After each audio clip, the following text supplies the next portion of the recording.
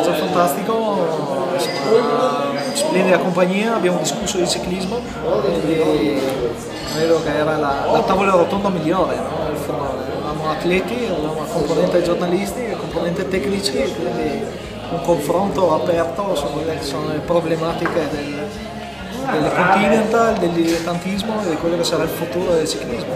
Ma domani vediamo, domani si fa sul serio, valutiamo un attimo gli avversari, li pesiamo e dopodiché decidiamo anche come muoverci.